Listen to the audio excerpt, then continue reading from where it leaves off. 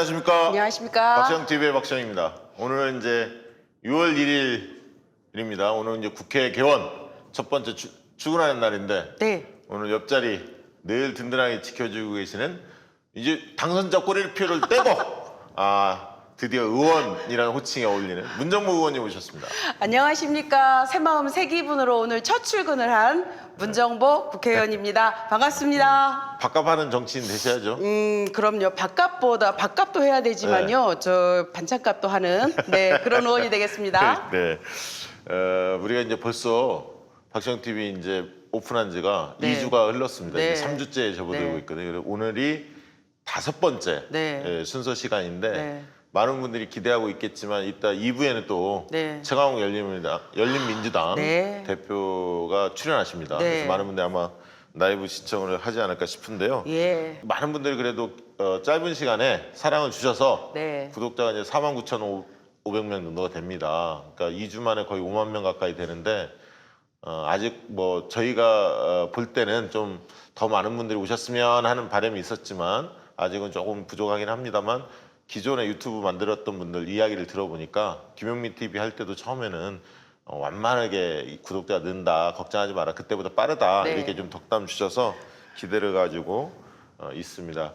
우리 구독자들이 좀 더 늘어나면 네. 좀 더 알찬 어떤 편집들 좀 할 네. 거고요. 그다음에 이제 재미요소를 좀 주는 거는 저희가 1차적으로 좀 노력을 해야 합니다. 이제 케미가 하나씩 맡고 있으니까 네. 우리 문 의원님이 또 그런 어떤 주특기가 있지 않습니까? 네. 유감민 씨 좀 보여주시고. 저는 박시영을 믿습니다. 박시영이라면 못 해낼 게 없죠. 네. 그리고 지난주에 저희가 수요일날 방송에서 네.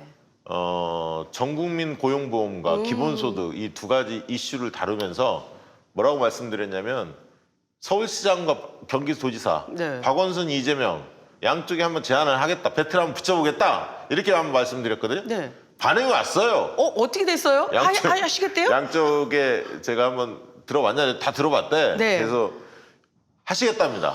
하시겠는데 지금 그 시장 도지사께서 직접 나오면 네. 너무 대선 이 분위기가 너무 과열되는 건 지금은 뭐 좋은 건 아니거든요. 대통령 지금 이제 중심으로 문재인 대통령 중심으로 국정 의제들을 주로 다뤄야 하는데 너무 이제 그게 뜨거워질까봐. 그렇죠.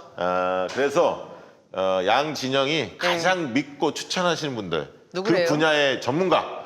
그거는 나중에 이제 그 패를 깔 텐데. 네. 그래서 6월달 중에 지금 날짜를 협의 중에 있습니다. 그래서 서울시, 경기도 서울시 대표 주자들이 나옵니다. 나와서 전국민 고용보험도 지금 정부 입장에서 대통령 입장에서 드라이브를 걸고 있고요. 네. 또 전국민 재난 지원금 네. 이거 하면서 또 기본소득에 대한 네. 관심이 네. 높아지지 않았습니까? 네. 그래서 우리가 대선 프레임을 가져가는 데 있어서 네. 이런 정책, 민생 네. 정책 의제를 주도권을 잡는 거 이게 굉장히 의미가 있어서 어쨌든 서울 사십니까, 근데? 저는 경기도 삽니다. 저도 경기도 살아요. 그렇군요. 나 은근히 이재명 지금 한번 어떻게 홍보 한번 해보려고 그랬는데 하면 안 되겠네, 같은 하면 안 경기도라. 돼요. 네. 그래서 기대하시고 날짜가 잡히는 대로 배틀을 한번 제대로 붙여보도록 하겠습니다. 네, 멋집니다. 네. 네, 기대됩니다. 네. 네. 그리고 김부겸 네.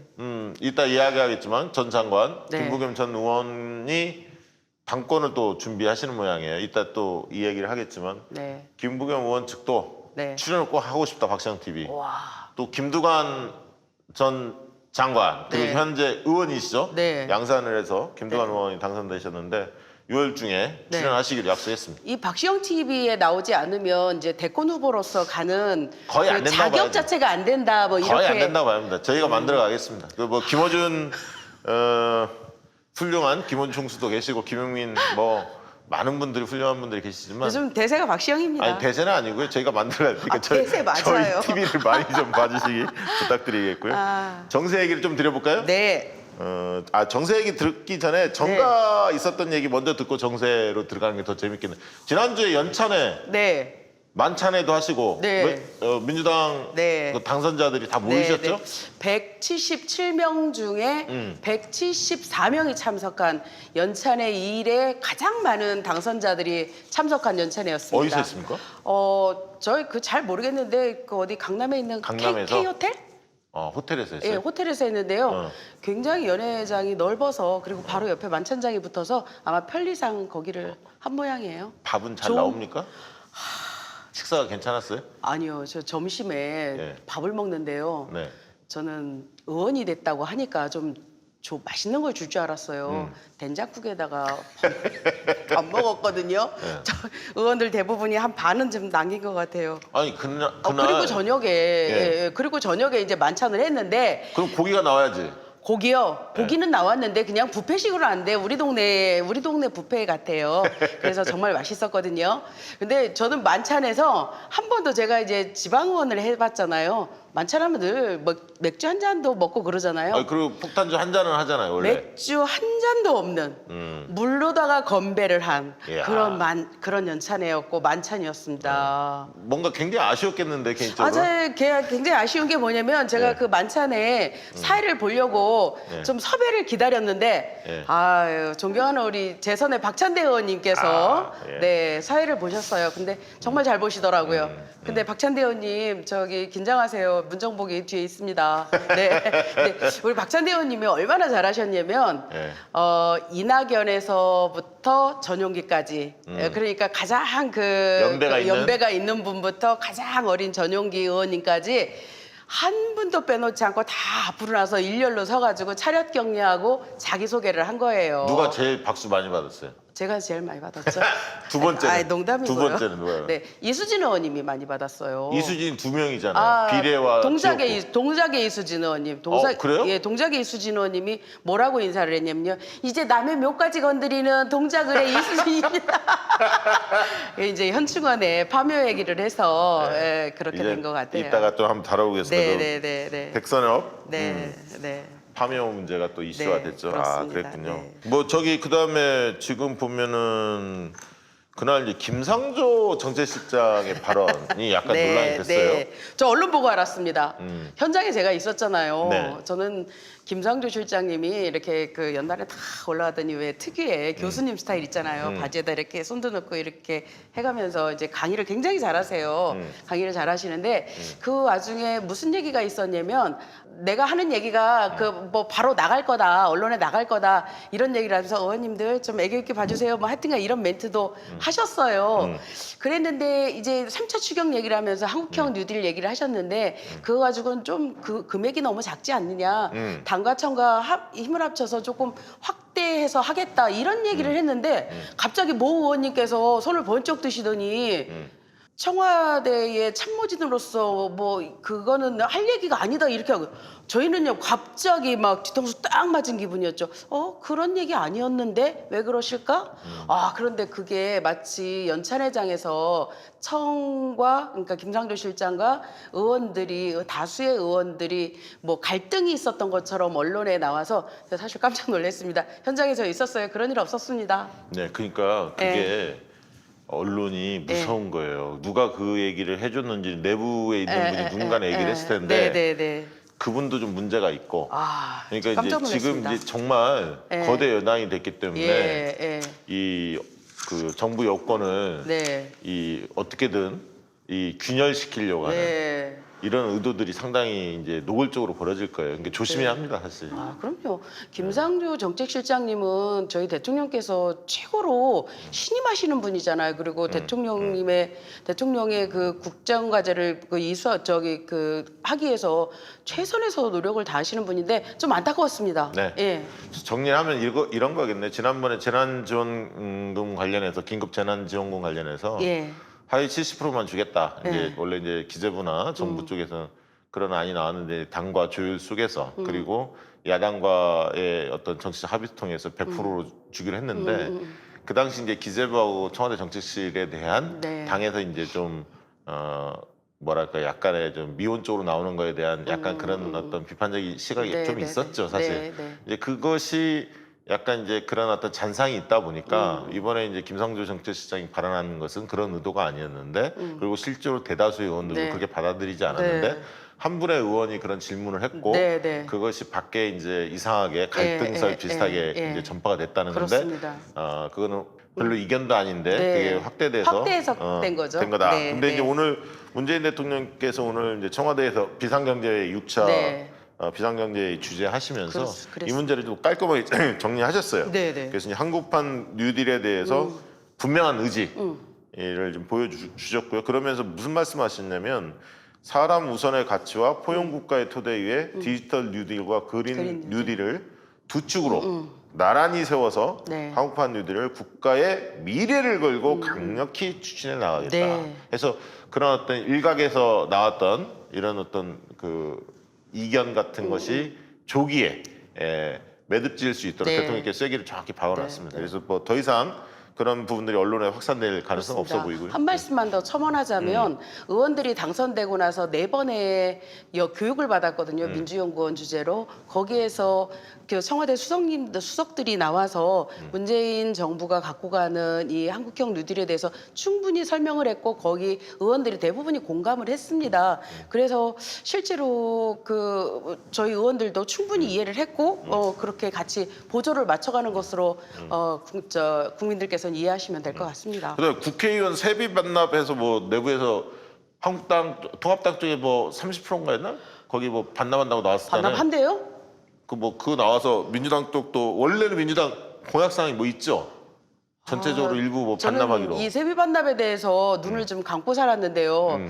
이제 만약에 6월 5일 날 개원이 늦춰지고 그다음에 국민들 보기에 국회가 잘 열리지 않으면 당연히 이 무노동 무임금 원칙에 의해서 세비 반납해야죠. 그렇지만 정상적인 세비는 전 반납하면 안 된다라고 생각하는 게 저도 그렇게 생각합니다. 저는요 일하면 당연히 아니 그 열심히 밥값하면 돼. 그럼요 반찬값까지 하겠다니까요. 더군다나 민주당은 생계형 의원들이 많아요. 참 그리고 오늘 이제 윤미향 네. 의원께서 지난주에 이제 금요일 날 기자회견을 네. 하지 않았습니까? 네. 개인적으로는 어떻게 지켜보셨어요? 저 마음이 아팠습니다. 아팠죠? 아팠고요. 그 이제 미통당에서 조영 원내대표가 진땀을 흘리는 사람, 뭐 그다음에 당당한 이호수 할머니 이 이분법적 구조로다가 누가 더 잘하냐, 누가 더 신뢰가 가냐 이렇게 얘기했는데 전 그거 아니라고 생각해요. 그런 프레임을 잡는 것 자체가 잘못됐다라고 생각하고 얼마나 긴장하고 얼마나 최선을 다했으면 그렇게 땀을 흘렸겠냐 안쓰러웠어요. 개인적으로 의혹에 대해서 많이 해명이 됐다고 보십니까? 일부분 그런 것도 있고요. 본인이 개인 계좌 사용한 것에 대해서는 사과를 했지 않습니까? 그런데 이 문제는요. 검찰에서 이미 수사를 하고 있는 거예요. 저희의 잣대로다가 예단하면 안 되는 거죠. 그래서 저는 같은 여성으로서 아니면 또 국회 같은 의원으로서 저 자리에 서 있는 게 얼마나 지옥 같을까라는 굉장히 그 사안의 저 진실과 그거를 떠나서 너무 마음이 아팠습니다. 윤미향 당선자에 대한 민주당의 의원들의 전반적 분위기는 어떻습니까? 전반적인 분위기는 그렇습니다. 지금 당대표님과 거의 줄을 같이 하는데 검찰 조사 시작됐으니 보자. 그리고 실제로 윤미향 그 의원께서 잘못한 부분이 있다면 거기에 맞는 책임을 지어야 된다. 검찰 조사할 때까지 기다리자. 대부분의 의원들이 그렇습니다. 오늘 6월 1일이라 그 초선 의원들이 대부분 출근을 했어요. 윤미향 당선자도 오늘 출근하셨죠? 출근했습니다. 그런데 저하고 이제 같은 층이거든요. 같은 층인데 이제 그 복도에 쭉 그 언론사 기자분들이 진을 치고 있으시니까 우리 윤미향 의원께서 이제 밖에를 못 나오셨어요. 못 나오셨는데 아니 그러면 오늘 같은 날은 기자들 진치고 있잖아요. 네. 거기 가셔서 복도에 내가 재밌는 소스 하나 알려줄 테니까 나랑 그 차 한잔 하시면서 얘기 좀 하십시다 해서 기자들 불러내서 우리 저기 만찬회 할 때 술 한 모금도 안 먹고 했다 막 이런 얘기 좀 해주세요. 앞으로 그런 얘기 할게요. 네. 제가 아직 초선 의원이라 그런 스킬이 부족해요. 하여튼간 마음 아팠습니다. 오늘 하루 종일 아마 방에서 열심히 공부하고 있었을 겁니다. 내일 이제 그 6월 2일이죠. 네네. 6월 5일 앞두고 국회 개원 앞두고 의원총회를 네. 하신다면서요? 저희 내일 의원총회 있습니다. 그래서 개원을 앞두고 이제 민주당이 통합당과 계속 지속적으로 협의를 하는데 그것이 원만하게 이루어지지 않을 경우에 민주당만의 특별한 그 결심이 있어야 될 것 같습니다. 오늘 당대표께서도 개원은 협상의 대상이 아니다라고 딱 선을 그으셨잖아요. 원내대표께서도 그러고 6월 5일 날 개원은 하게 될 것 같습니다. 그 전에 의원들 다 모아서 중지를 모으고 지도부에 얘기를 좀 전달하고 의원들 의견도 듣는 그런 자리일 거라고 저는 생각합니다. 그러니까 여러분 6월 5일 날 국회 개원 네. 의장단을 뽑는 날입니다. 네, 그날이 그렇습니다. 원래. 네. 그래서 8일 날은 이제 상임위장을 이제 뽑아야 하는 네, 날이고요. 네. 그래서 국회법에 의거해서 네. 5일날 네. 만약에 통합당이 상임위원장을 연계해서 의장단 뽑는 거를 미루려고 하면 네.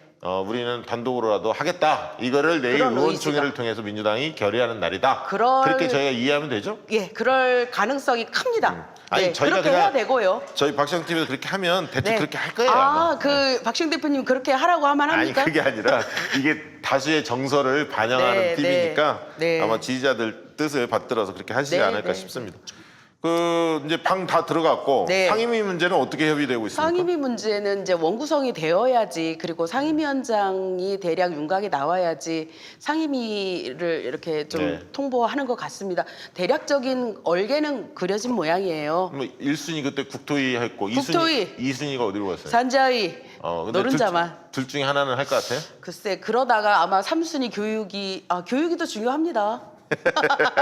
3순위 교육이 네. 네, 그렇군요. 네. 지금 삼선 의원들 중에서 이제 상임위원장 네. 될 분들이 좀 있잖아요. 뭐 그렇습니다. 일부는 안 되고 일부는 네, 되고 네, 뭐 네, 사선이야 당연히 되실 네, 거고. 네. 그렇군요.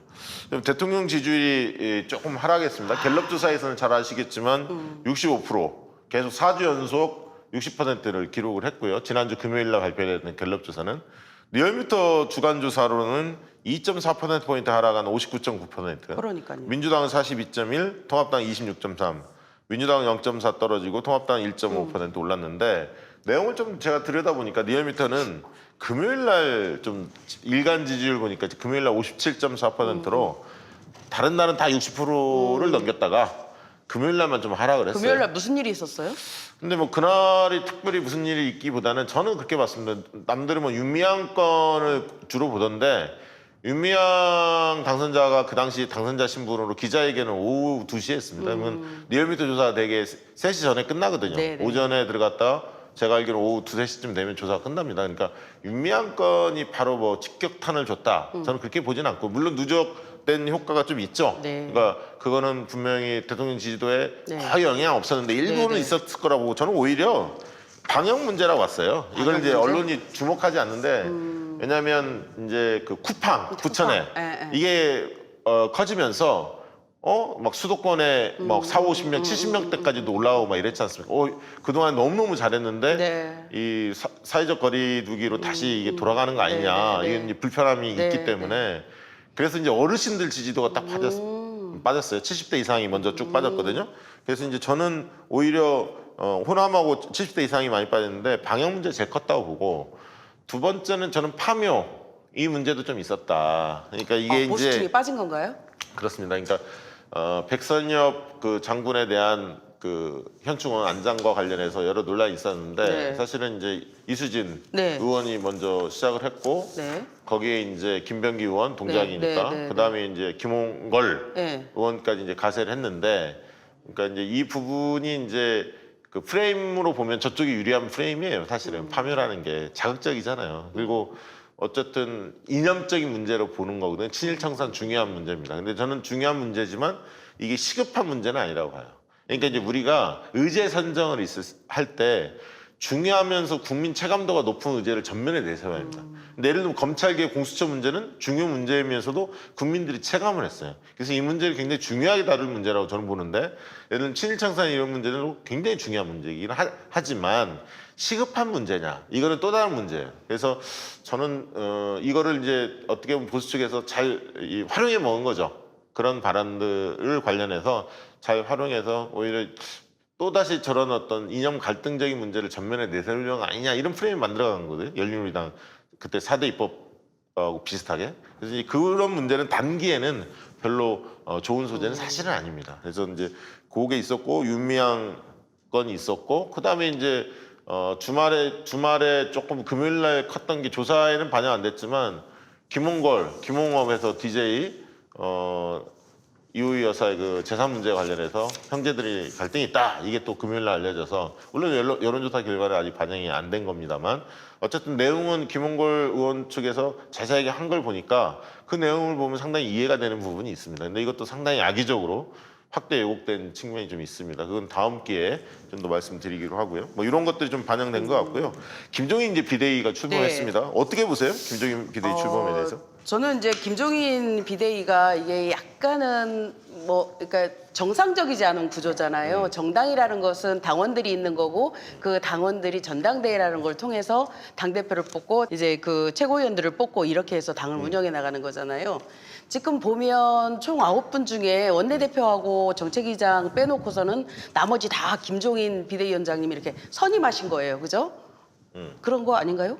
그렇죠. 그렇죠. 네. 그런데 그 보면 이제 너무 이 민주적이지 않다.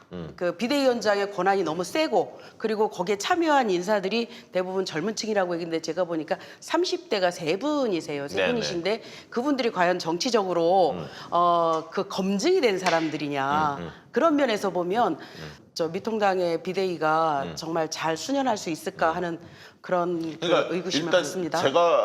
제가 볼 때는 모양새는 잘 갖췄어. 갖췄어요? 그러니까 청년들 안배하고 뭐 여성들 안배하고 뭐 이런 모양새는 예를 들면 청년 정당 아니면 청년층을 좀 아우르는 그런 정당으로 탈바꿈하겠다. 그리고 좀 메시지가 있는 거는 약자 동맹 이런 얘기를 좀 했었어요. 그러면서 불평등 문제에 관심을 기울이겠다. 오늘 메시지는 아닙니다. 오늘 메시지는 진취적인 정당을 만들겠다 이런 메시지를 했죠. 그리고 3차 추경에 대해서 그 합리적인 얼마든지 받겠다 이런 뉘앙스 얘기를 했습니다. 예산이 굉장히 많이 소요될 거다 재정에 있어서 이제 그런 얘기를 하면서 선도적인 역할을 자기들이 하겠다 이런 말씀 주셨는데 문제는 이제 운영의 형태예요. 이런 말이뿐만 아니라. 근데 제가 볼 때 그 얘기를 하시더라고 며칠 전에 제가 듣기로는 자기하고 원내대표 주호영 두 분만 회의 석상에서 이야기를 하고 공개된 석상에서는 나머지는 비공개로 돌리겠다 이런 말씀을 하셨거든. 그러니까 무슨 얘기냐면 30대나 이런 분들의 이야기를 네. 전개되지 않은 이야기가 이게 이제 도마에 오를까 봐 지레 짐작해서 이거를 이제 그 사람들의 발언들을 비공개 속에서만 다루기로 하는 거지. 그러면 이게 민주적인 정당이냐고. 그렇죠. 그거 그러니까 아니죠. 이제 본인 얘기만 주로 나갈 수 있게끔 딱 하겠다는 거예요. 당분간은. 네. 그래서 이걸 보면서 과연 청년들이 그거를 받아들일 수 있을까? 그 좀 바뀌었다 이런 느낌이 들까? 좀 회의적으로 봤고요. 그다음에 이제 황교안 대표를 겨냥해서 홍준표가 한마디 했지. 뿌리 없는 정치 기술로는 네. 국민을 못 속인다. 그래서 이제 결국 황교안 직격탄 날리면서 김종인한테도 원래 한마디 했었어요.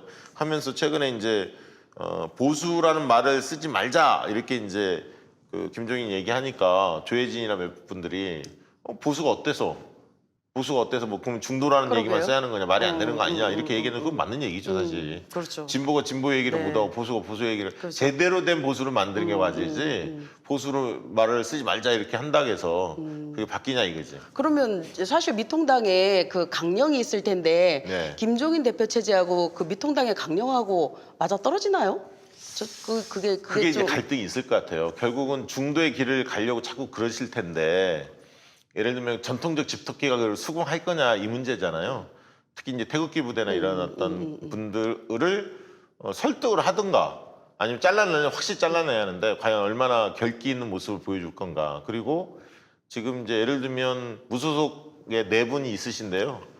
홍준표만 빼고 3명을 받아들인다면 그것도 좀 모양새가 웃긴 것 같고요. 그렇죠. 그래서 예. 이제 넘어야 할 산은 좀 많을 것 같고 어쨌든 김종인 비대위는 어쨌든 그 연착륙은 했다라는 느낌은 듭니다. 그래서 이제 하나씩 좀 바꿔가는 모습을 보일 텐데 어떻게 과연 내놓을지 무엇을 담론으로 내놓을지 그런 측면에서 이제 기본소득 전국민 고용보험처럼 민생과 연관된 얘기들을 좀 할 것 같아요 이분이. 그리고 그래서 이제 흔히 말하는 소득 양극화 경제적 불평등 문제에 대한 완화할 수 있는 획기적 조치를 내놓겠다 이렇게. 그렇게 했을 경우에 네. 대부분의 미통당 의원들이 갖고 있는 시각이나 가치들이 있을 텐데 그것이 당내에서 받아들여지겠냐라는 그렇죠. 그 의문점이 문제가 있는 있죠. 거죠. 기득권층을 예. 대변하는 사람들로서 지금까지 살아왔는데 네. 이거를 정말 저 대권을 잡을 수 있는 뭐랄까 가능성이 있다면 좀 참고 지내겠지만 제일 문제는 그거예요. 김종인 비대위가 들어서서 한두 달 내에 지지율을 못 올리면 당 지지율이나 당의 비호감도를 낮추지 못하면 이제 틈이 생겨서 네. 이제 흔히 말하는 반란군들이 하나씩 하나씩 생겨나기 시작하죠. 그걸 어떻게 진압할지 그것도 좀 지켜봐야 재밌는 게 음. 저기 뭐야 여론조사 보니까 미래통합당 지지율이 1.5%뿐이 안 올랐어요. 이거 비대위 출범하고서 한 여론조사일 텐데 예. 예. 컨벤션 효과가 그러니까 적죠. 아직. 없는 거예요. 아주 없는 아직 거죠. 없죠. 예. 많이 없다고 봐요. 예. 자, 우리 이제 민주당 얘기를 좀 드려보면 이제 8월 29일이죠. 전당대회 확정됐는데 네. 최고위원과 당대표 같이 뽑는 문제 갖고 좀 논란이 있었어요. 어차피 같이 뽑는 건데 이낙연 등판설이 나오면서 당대표가 그러면 3월달에 그만둬야 하는데 1년 전에 대선 네. 후보들은 그만두게 돼 있는데 그럼 3월달까지인데 그러면 최고위원도 같이 그만둬야 하는 거냐? 그래서 이제 논란이 있다가 최고위원들은 계속 2년 동안 예, 보장할 수 있는 내년 전당대회를 임시 전당대회라는 형태를 띠고 진행을 하기로 그렇게 방향을 잡은 네. 것 같습니다. 그렇죠? 좋습니다. 그거 아주. 예. 잘한 것 같아요. 그렇지 잘한 않으면 것 같아요. 최고위원들 내년 3월까지만 하라고 하면 좀 중량감 있는 최고위원들이 안 나오죠. 그럼요. 그렇게 되면 문정부 의원님도 가능성이 있는데 초선도 재선 이상이 다 안 나오면 가능성이 있는 거 아닙니까? 아니 저는 우선 박시영 TV를 부활시키는 일에 그 홍보시키는 일에 최선을 다하고 예. 네. 그렇습니다. 그래서 원래 이제 싱거운 게임이 될 거다. 이낙연 의원께서 출마하기로 마음 굳혔기 때문에 그렇지 않을 것 같던데요. 또 고민 중입니까? 지금 아니요. 이낙연 그러니까 출마하기로는 마음 먹었어요. 네, 결정하신 것 같아요. 근데 예. 이제 원래 그러면서 많은 분들이 좀 뭐랄까 불출마로 선회하지 않을까 이렇게 예상들을 했었죠. 송영길 의원은 불출마로 방향 잡았고 홍영표 의원식 의원들은 계속 나오겠다 이런 예. 입장이었는데 네. 대중성이 좀 약하잖아요. 두 분이 많이 알려지진 않았지 않습니까? 일은 열심히 하셨던 네, 분들이지만 훌륭한 분들이시죠. 예. 근데 이제 김부겸 네. 대권 후보 중에 한 분인데 김부겸 전 의원이 이제 도전 의사를 내부적으로 굳힌 것 같아요. 제가 들어보니까 캠프에서 굳힌 것 같고 이낙연 의원이 선언하면 네. 곧바로 김부겸 의원도 선언하실 것 네. 같아요. 지금 흐름으로 보면 이제 그렇게 뛰어들면서 굉장히 전당대회가 불꽃 튀길 것 같고 네. 관심을 끌 수 있는 그런 상황이 좀 된 것 같습니다. 개인적으로 어떻게 보세요? 저는요, 그 당이 그 활성화된 측면에서는 경쟁자가 있는 전당대회가 훨씬 더 재밌고 좋지요. 그런데 저 걱정인 게 이제 이 코로나19가 지금은 약간 제2의 웨이브 물결을 탄 거잖아요. 그리고 지금 국가가 얼마나 조심스럽게 이것을 방역에 최선을 다하고 있는 건데 이 국난 극복 시기에 저희 당이 이 당권을 가지고 투쟁한다, 당권을 가지고 약간 싸운다. 그러니까 경선에는 그 흥행 요소를 위해서라도 서로 안 다툴 수가 없어요. 그 다툼이 혹시 국민들에게 좀 안 좋은 모습으로 비춰질까? 저는 그게 걱정이지. 근데 네. 아니 저는 충분히 그런 제기할 수 있다고 봅니다. 네. 그런데 두 분 다 이낙연, 김부겸, 이낙연 이런 두 분 또 우원식 의원도 마찬가지일 것 같고 이런 분들이 사용하는 언어가 네. 좀 품격이 있어요. 그래. 품격이 있고 상황 판단을 저는 충분히 할 거라고 네. 봅니다. 문정부 의원님이 걱정하는 네. 그런 어떤 일반 국민들의 시선도 있다는 걸 충분히 알고 또 당도 과거같이 체육관을 다 모아놓고 전당대회 하는 방식이 아니라 그렇게는 못하겠죠. 좀 네. 새로운 방식으로 해서 네. 인터넷으로 뭐 투표를 한다든가 네. 새로운 방식으로 하겠죠. 그래서 저는 그것 또한 또 민주당이 더 한층 네. 발전할 수 있는 게 된다고 보고 개인적으로는 이낙연, 김부겸 모두 극복해야 할 과제들이 어떤 대선 후보든 다 있기 마련인데 두 분 다 또 리더십을 좀 더 강화하는 과정이 필요하다 봐요. 대선을 뛰려면 결국은 그 과정이 필요한데 두 분 다 전당대회 도전하는 걸 저는 개인적으로 개인적으로는 네. 잘한 결정이다 저는 그렇게 봅니다. 그래서 두 분 다 조금 더 어떻게 보면 본인의 정치 노선, 철학 이런 문제를 가다듬고 국민들한테 그리고 당원들한테 비전을 제시하시고 좀 리더십도 더 어떻게 보면 강화시켜서 굳건하게 그리고 검증도 이 무슨 도덕적 검증이 아니라 리더십에 대한 검증이 이번 기회에 좀 확실히 이루어졌으면 좋겠다는 게 개인적 바람입니다. 그래야 더 오히려 단단해질 것 같다는 두 분 다 네. 그런 생각이 좀 갖고 있고요. 저희 의원들이 오늘 이제 등원을 해서 몇 분들을 이렇게 만났어요. 만나서 이제 자연스럽게 이제 전당대회 얘기가 나오고 이렇게 됐거든요. 근데 이제 의원님들 대부분이 하시는 얘기가 이번에 그 국회의장 때 이제 아름답게 양보를 하시잖아요. 그런 것들을 더 선호하시는 경향성들이 좀 있으셨어요. 그런데 뭐 기왕에 뭐 그렇지 않고 빅매치로 간다라고 하면 아름답게 경선하시는 것에 부탁드리겠습니다. 그렇게 하시겠죠. 그렇게 네. 오히려 그런 모습을 안 보이는 후보가 오히려 손해 볼 가능성이 있습니다. 네, 저는 네, 그렇게 보고 있고요. 한명숙 전 총리에 대한 사건 일파만파 커지고 있는데 이 문제는 우리 또 최강욱 당대표가 전문가이시고 그 당시에 이제 한만호 네. 증인에 대한 변호인으로서 활동도 하셨기 때문에 그 뒤에 2부 순서에서 한명숙 사건에 대해서 전 총리 사건과 관련해서는 이야기 좀 나눠보기로 하고요. 오늘 제가 페북에 올리긴 했는데 진중권 전 교수죠. 진중권 평론가. 네. 아무데나 다 끼는 네. 이 진중권 정말 짜증나서 혼났어요. 내가 이런 말 안 하려고 했는데 네. 제발 그렇게 살지 마요. 아 진짜. 이 양반이 뭐 국민의당 또 특강한다고 통합당에다 지난번엔 통합당 가서 뭐라 하더니 네. 제발 그 섭외 그렇게 사람이 없어요. 우리 최강욱 의원님을 부르세요. 아이 저 국민의당 최강 부르면 안 돼. 거기서 아니 미통당도 진중권 부르는데. 아니 최강욱 당대표는 통제가 안 되는 양반이라 거기 가서 저 한명숙 안철수 정계 총리님, 은퇴하라 이래야 국민의당이 산다 이렇게 얘기할 한명숙 양반이야. 총리님 관련해서 최강욱 의원님이 얘기하시는데 제가 속이 다 시원하더라고요. 네. 그렇죠. 자, 우리 오늘 이제 이번 주 지나면 또 다음 주 월요일 날 뵈야 될 텐데 이번 주 한 주가 굉장히 중요한 이제 분수령입니다. 그렇습니다. 5일 날 개원, 그다음에 개원을 단독으로 개원을 하게 되면 의장을 뽑게 되면 이제 통합당 또 반발이 나올 거고 상임위원장 협상 과정에서 삐그덕삐그덕 거리는데 또 한 축에서는 또 대통령님 지금 생각을 하면 우리 국민들 생각하면 3차 추경을 또 한편 안 할 수 없고 추경하는 데 있어서 통합당에 또 도움을 또 받아야 하는 입장이거든요. 네. 그러니까 우리 힘으로만 계속 밀어붙인다고 되는 상황은 또 아니고 그 속에서의 우리 원칙, 놓칠 수 없는 원칙도 민주당은 지키면서도 통합당에 양보해서는 안 될 것들이 있잖아요. 예를 들어 법사위원장이나 그렇습니다. 예결위원장 이런 네. 문제를 지키면서도 어떻게 지혜롭게 원내 전략을 구사할지 이게 이제 이번 주가 거의 네. 결정이 될 것 같아요. 큰 흐름은. 네, 국민들께서 저희 더불어민주당에 177석이라는 것을 주신 의미를 저희는 너무 잘 알아요. 이제 자고 오면 하지 마라. 지금은 국난 시기다. 이 시기에 너희들이 그 역할 하지 못하면 우리가 준 그 의석 아무 소용이 없는 거다. 너희들 그다음부터는 단죄할 거다. 이렇게 나오실 것 같아요. 저희는 겸허하게, 겸손하게 그 주신 그 책임을 다 할 거고요.